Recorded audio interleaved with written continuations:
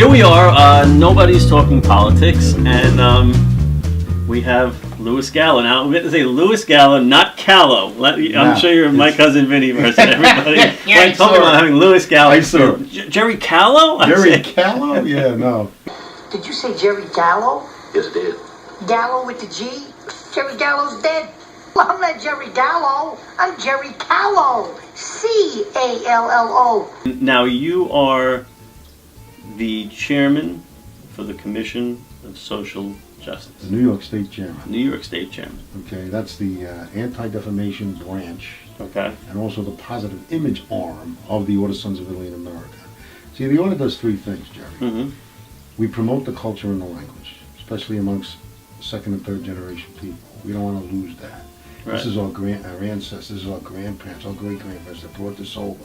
Mm-hmm. My job as the positive image arm, I do presentations on Italian culture and history, or we support those particular programs, so we keep that alive. The second thing we do in the Order is we support some very humanitarian charities. We're very big on Cooley's anemia because that is a disease that affects Mediterranean peoples, Northern Africans, Italians, Greeks, Middle Easterners.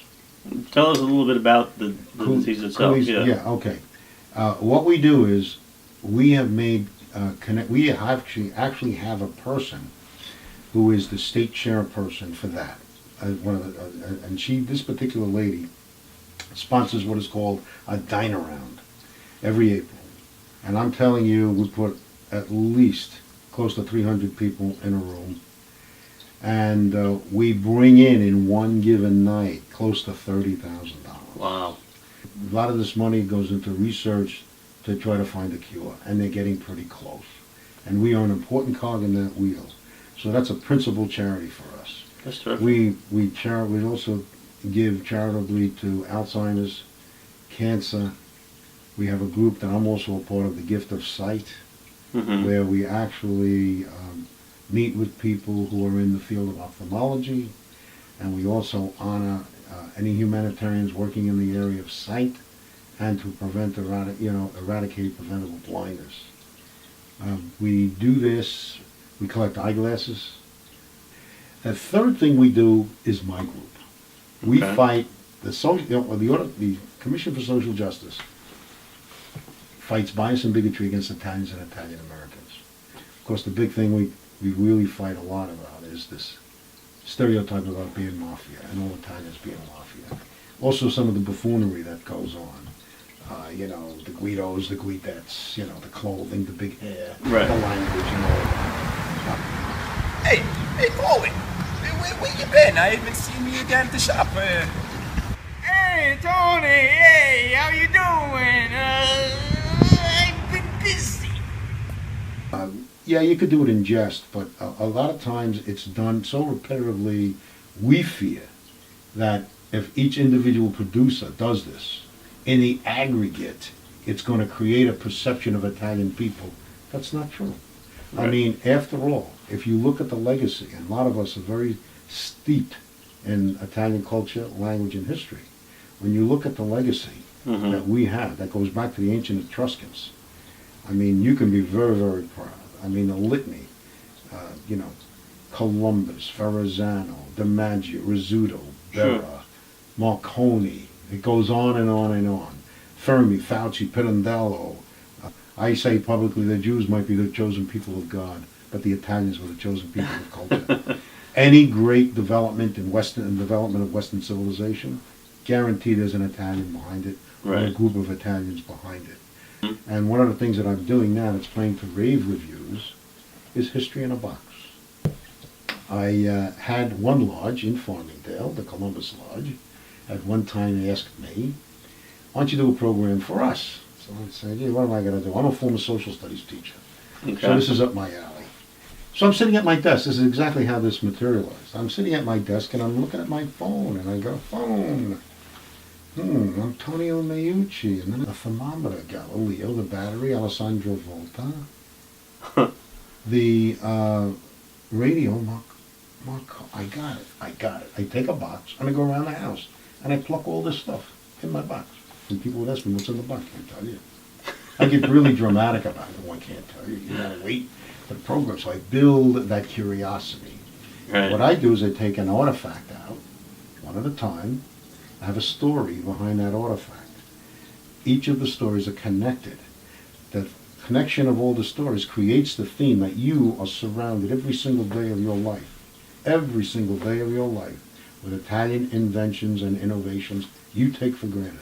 Okay. I've done 34 presentations. I just went upstate to Albany. I've been upstate to Endicott. I've done lodges. I've done community groups. In Smithtown, I'm doing a children's group. They've heard about it. That people don't realize. They completely don't realize. The Right. tub, the toilet, the water heater, lead piping, the battery, Now, so forth and so on. do you think that, since you say people don't realize this, and the way Italians are presented in today's society, today's culture, we've kind of done it to ourselves. Yes, we have. And it seems like through entertainment and movies, and maybe started with The Godfather. It did. It proliferated from there. We work closely with a group called the Italic Institute, and they did a study, and they noticed that prior to Godfather, there was a sprinkling, one or two. Maybe Edward G. Robinson did something, maybe George Raft. But then once The Godfather came in, Right. the plethora of, forget it, Jersey Shore, Bronx Tale, Goodfellas, then of course Mama's Boys from the Bronx on TV. I have baked a special donut just for you. Grazie. Don Homer, my son, he has a trouble with the... Molto bene. It just proliferated and proliferated, and even more so the burden was on the CSJ to tackle this and to do better. Sometimes I write a letter to the producer. Mm-hmm. Sometimes I get a result, sometimes I don't. So another thing I use too is I target the base. And the base consists of all the lodges in the state. So I'll send out an email or I'll go on Facebook. Mm-hmm. I have an executive board. They are my group that we implement policy and we monitor, and I send out stuff there. And we do very, very well sometimes in actually changing the paradigm around, so to speak. Can you give an example of I'll one give where you a perfect example. I'm sitting at my desk, and here comes a Facebook post about the Wandering Dago food truck. Wow. What is this all about? Upstate New York, this guy's running around, and he calls himself the Wandering Dago. Well, of course, a lot of people took offense to that. Sure.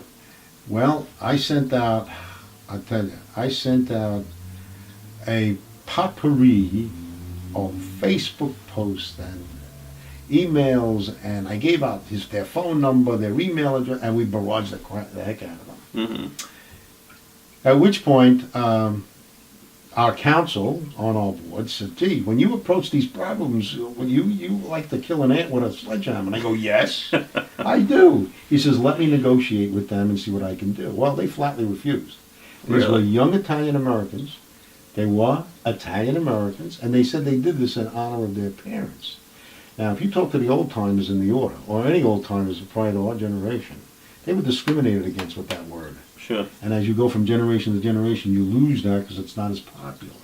But I've spoken to people with gritted teeth who are so upset about that word and demanded we do something. They went to the Saratoga Raceway, okay? Mm-hmm. And I think it came down from Andrew Cuomo's office that these guys had to get out of there. And they did. They were asked to leave and they left. So we do things by either correspondence or direct active, civic action to get what we want done.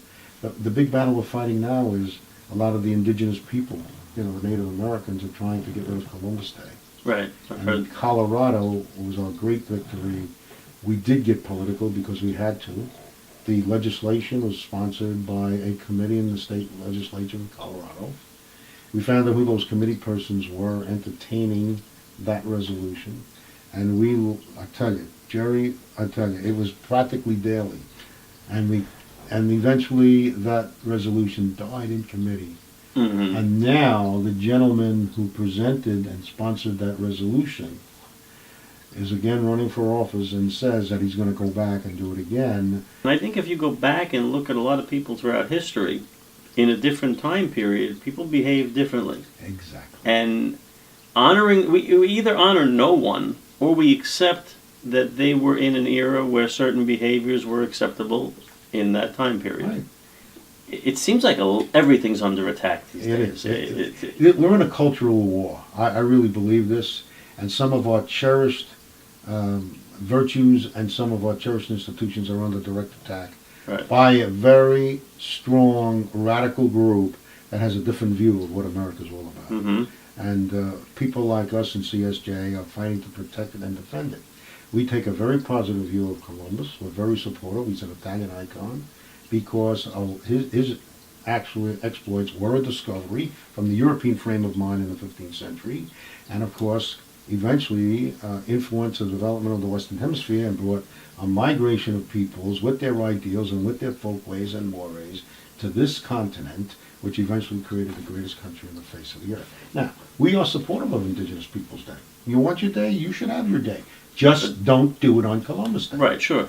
Do it on another day. We suggest a Friday after Thanksgiving. And how does that go? How does that suggestion go over? They are mute about that. They're mute. Because it's not so much about getting that day as much as fighting. They just Columbus don't Day. want that Columbus out there. Right.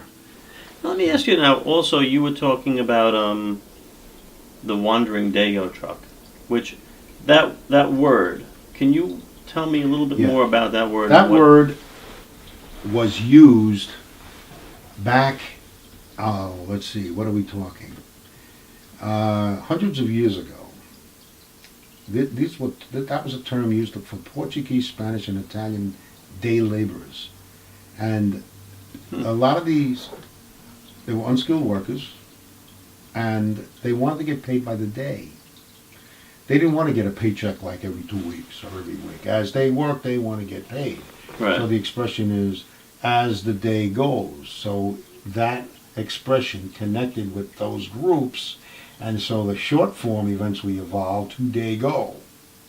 And that's how we got it. But it was a pejorative or defamatory term. It wasn't a term of endearment. Right. It meant these are the low-class slobs that are working, and these are the Dagos. Especially in New Orleans, the Italian people there took over the fruit and vegetable and the fish business. Mm-hmm. They did quite well. They did control the waterfronts. There were Sicilian gangs that were in competition. And it was controlled by this competition by the Sicilian group. And this is where the term, it came from journalists, that the term mafia came from. It was never used before. All right, and it really goes back to, and I got to tell you from my study, I'm a little bit more sympathetic to the use of that term, because if you understand our ancestors were subjected to such brutal foreign aggression and oppression, that they created a movement, Death to the French, Italy United. So what started as a neighborhood group or gang eventually evolved into institutionalized brutality against foreign oppressors. Right. And the sad thing was, then they made the shift. They realized they could be successful by doing the same to their own. Now, has there ever been a movie that's adequately depicted the creation that you just described?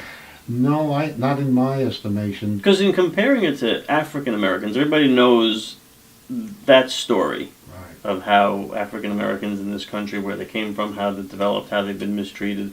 And in looking at, the wandering Dago truck, imagine if there was a wandering N-word truck. How that would be. Exactly. And if it was an African American who said, I'm doing this because, many black people today use that word, but yet wandering Dago, you had to go out and fight it. Before you had to fight it. You had to fight it. Because it was somehow, you'd be surprised how many people didn't think it was as defamatory and sadistic as they thought. Especially people in my generation and younger. They use the term wop, Dago, greaseball. Well, it doesn't bother me. Yeah, it doesn't bother you, but... Right, like we're even saying those words right now, but you can't utter the N-word. I mean, it is...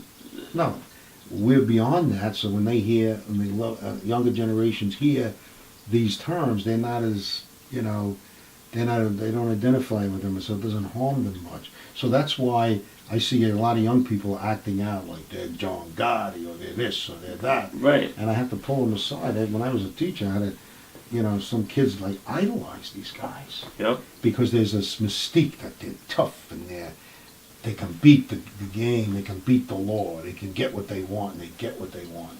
And that mystique is very attractive. Now, I'm curious your opinion of The Godfather. It's a great piece of, as far as an artistry, movie artistry, it is fantastic. Mm-hmm. It is also about family. Right. It has its sadistic and brutal sides, which is accurately portrayed.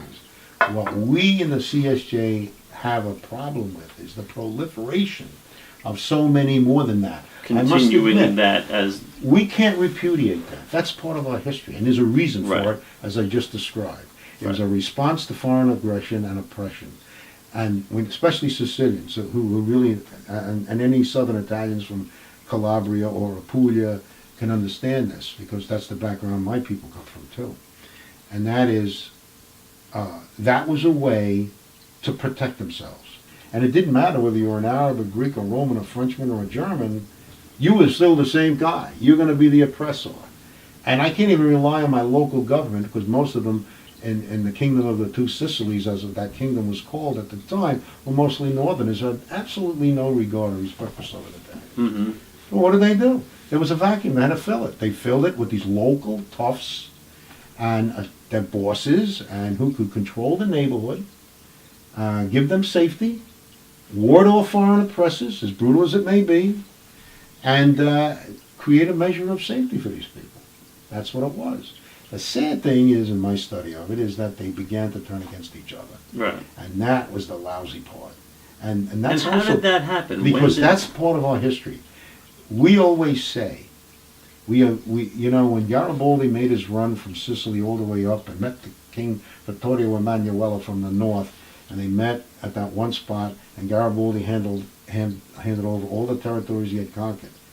And then he said to the king, now we have an Italy, but now we have to get the Italians, because we're a regional people. In those days, you were Neapolitan, you were Barese, you were Calabrese, you were Sicilian, right. You were Venetian. You didn't have this nationalistic attitude. And that goes back to the development of some very strong dynastic families, the Orsini, the Visconti, the Medici, the Sforzas, that controlled those city-states for hundreds of years. And they competed against each other. So we became more a regional people to protect ourselves, Right. rather than a national people. And they had a slew of dialects. There are 300 dialects in Italy today. Wow. And thanks to the national government in Italy, they're moving, started with Mussolini, got to give him credit, as much as he was, a fascist. But he did start this concept of a nationalistic Italy. And he started it with the language in the schools, that there was going to be the Florentine or Tuscan dialect as the standard Italian. And what I'm learning is the Tuscan Florentine dialect. That's considered the proper, high, modern Italian. So until this point in your life, you didn't speak Italian? No. Right, It's a regret. My generation, we feel this is a regret. Well, I've always wanted to come in here, and now that I got a mustache, the timing feels right. Wow, all this stuff looks pretty good. Can we get some salami and... Brian, let me handle this. Scusi, babidi-boopy? Che cosa? Peter, what are you doing? Speaking Italian. Babidi-boopy? Babidi-boopity-babidi-babidi. Peter, you can't speak Italian just because you have a mustache. Boopity-bapa. Boop-a-beep-boop-a-bapa-beep-a-bapa. Tu sei un pazzo, va via qui! Sono stanco di te, ti do un pugno nella testa! Ti uccido con questa carne! Because my parents could speak it fluently, but they only spoke it when they wanted to discuss something confidential, right? And then it would flow, and they never shared it because the stress was be an American. So Italian bread became American bread, and some of the dishes that we create are really Italian-American dishes, not Italian dishes. Right. Spaghetti and meatballs is an Italian-American thing. It's not an Italian thing. And the pizza's different over there than it is over here. I've heard this. But we did that to adapt and to tell other people, look, we're acculturated, we're just like you. But now this brings an interesting point with the current political world that we live in, and the Muslims and people coming here and trying to change America. And I've seen things on Facebook where people post about the Italian Americans that came here and trying to imply that we're not aware of what the Italian Americans were like when they came here. And some people have actually posted things comparing the Italians who came to this country as if they were trying to change this country too. And I don't... That's always a fear, as I contend as a social studies educator. That has always been a fear. Even when the Irish came before us and the Germans came before us, and that is another reason why Afro-Americans were suppressed, because once they were free from slavery, there was that concern they were taking jobs, there was that concern that their culture would now ascend. Right. We always had that fear. Natives always had that fear. You can't repudiate that history. Right. You just don't want it. You know, they all say, well, I didn't mean it. And this producer, well, I didn't mean it. Oh, I didn't realize that's defamatory. I don't think that's that bad. But in the aggregate, if you're constantly facing this particular stereotype, you get to believe it's true. Right. That's what Adolf Hitler did. He was a master of the big lie. You say it long and loud enough, Absolutely. people will believe this about the Jews. And that's what he did. And we fear the same thing happening to the Italian people. You say it long and loud enough. Do you know, we did a study at the national chapter. 75% of the American people think every Italian's connected. Now, I would think 20%. I would think 10. No. But 75% people think that way? What have I ever done to make you treat me so disrespectfully? When did I ever refuse an accommodation? You spend time with your family? Sure I do. Good. Because a man that doesn't spend time with his family can never be a real man. I said that I would see you because I heard that you were a serious man, to be treated with respect. Gerry, we're talking millions and millions and millions of dollars going into this kind of enterprise, backed up by people like our own kind, Robert De Niro, you know, Right. and and Francis Ford Coppola, and they're making a ton of money. How do you go against that? And he said to us at this seminar, you guys have the passion, you have the energy to fight it. But I'm going to teach you ways to address this without you going down into a sinkhole and wasting your energy and your time. Mm-hmm. But you first have to understand the nature of the beast. Right. And the nature of the beast is that's the second thing, the money. The second thing is what you talked about. There's a typecasting in how there's a caste system. Mm-hmm. Okay? If you want a big business industrialist, he's blonde, blue-eyed guy. All right? But if you want that hardcore labor, tough guy, it's that swarthy Italian talking with the cigarette hanging out of his mouth, big tough guy. And I've had actors tell me, come up to me, you got to do something about this. Because when I go and say, I'd like to go for that role, they go, sorry, when we do a mafia movie, we'll let you know. That's it. And they go, what are you talking about? I've got friends of mine in the industry Yes. that's Exactly. all they get. Exactly. And they're starving because of it. And it's not fair. And Tony LoBianco, the famous actor, he just said it. You know, the scarol. I got to get the scarol, the greens. Right. And sometimes I have to take these roles. I got to do it because otherwise I don't eat. Right. Interestingly enough, Joe Pesci has just renounced, I understand this through the grapevine, that he no longer will be doing those kinds of movies again. And there's another gentleman, Anthony DeVito, has come out publicly, and he's not going to do it. And I want to hook up with these people and use them to convince other actors, most importantly, the producers and the writers. Please, let's do something much more positive. I totally agree. Now, my nephew is a producer in Hollywood. He does pictures. And I sat down with him a couple of years ago for lunch. And I told him, and he told me, you can't go head to head with these guys. You're not going to win. You're just not going to win. You can't do that. You have to do things like find a young filmmaker who's doing something positive. Right. He's an Italian kid, or he's doing something on Italian culture. You back him to the hilt. And you go to those film schools at NYU, and UCLA, and USC, and you find out, and you meet with those teachers and professors, and you say, who's the kids that are doing things? Right. Back them, put them up there. And I guarantee you, if they get enough notoriety and popularity, the Francis Ford Coppolas and the Martin Scorseses are going to be making those kinds of movies instead of the Gordon. You're echoing exactly what I've said. And this filmmaker who wanted to make my film with me, like I explained, he wanted to make it very typical mafia. And I've been fighting that because this character is very much like what we talked about. He's got a background in his family that was mafia. And he's trying to get out of it. And he's having trouble with that. So I'm trying to portray this person not in that stereotypical way. And I'm working with a young filmmaker from Jersey.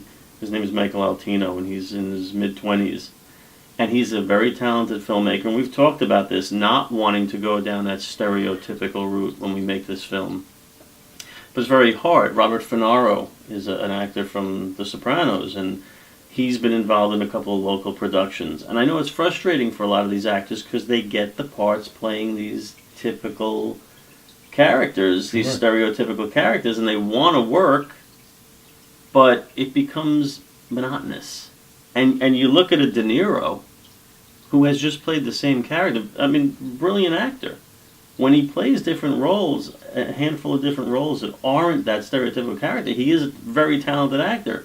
But for the last 30 years, 95% of what he's done is essentially the same character, which has probably done a lot to fight your cause tremendously. Well, we've gone toe-to-toe with him. And he doesn't like us. Because there was an award he was given somewhere in Italy, and it wasn't just CSJ, it was the members of the order, and we fought him tooth and nail and convinced him not to present the award to him, and he didn't get it. Really? Didn't get it. Wow. Didn't get it. The same thing with James Gandolfini. Everybody else was The Sopranos, but if you look at his resume, he's a very talented, diverse actor. Yep.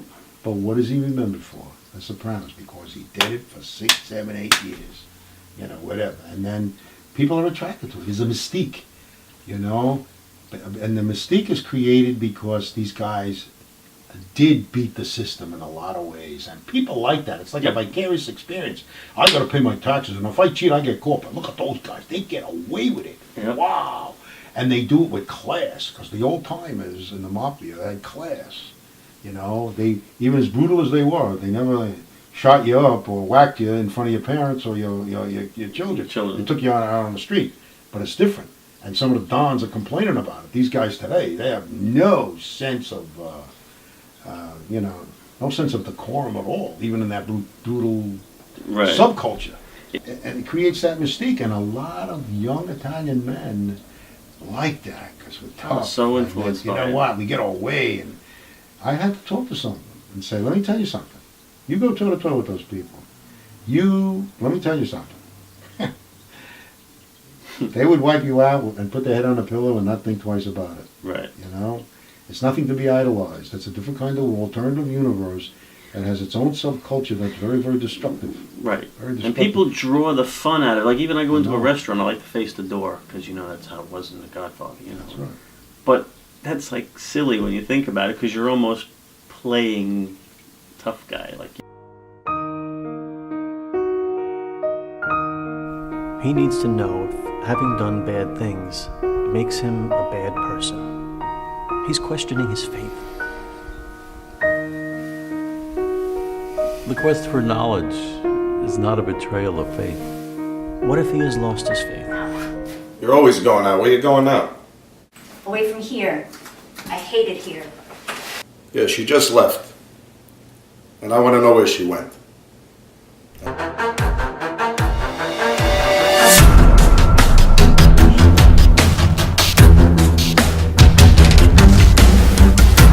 time to mark the peace, my son. Go with God. Thank you, Father.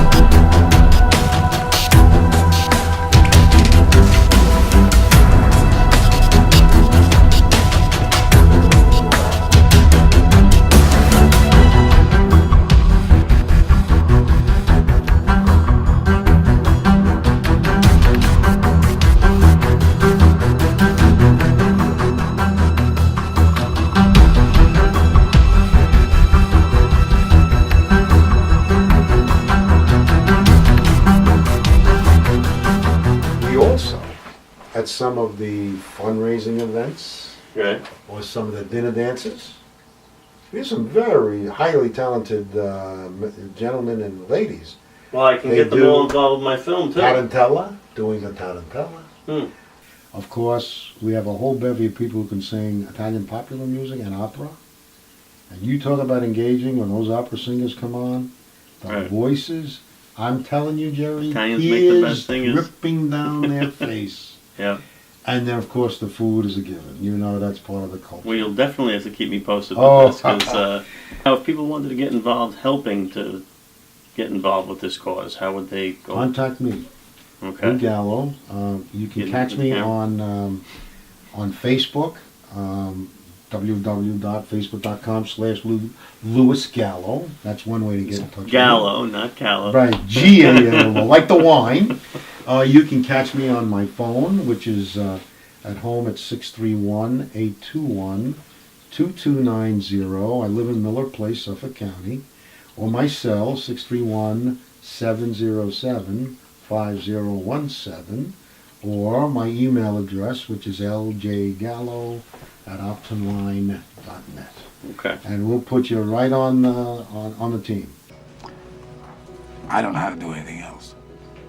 Neither do I. I don't much want to either. Neither do I.